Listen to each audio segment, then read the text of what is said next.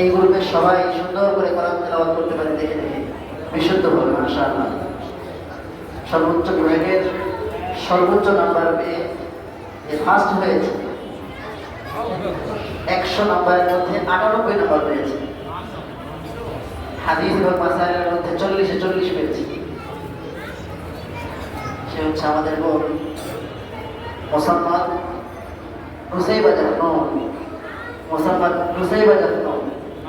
মাশাআল্লাহ মাশাআল্লাহ বলে মাশাআল্লাহ মাশাআল্লাহ। আল্লাহ কবুল করে। আলহামদুলিল্লাহ।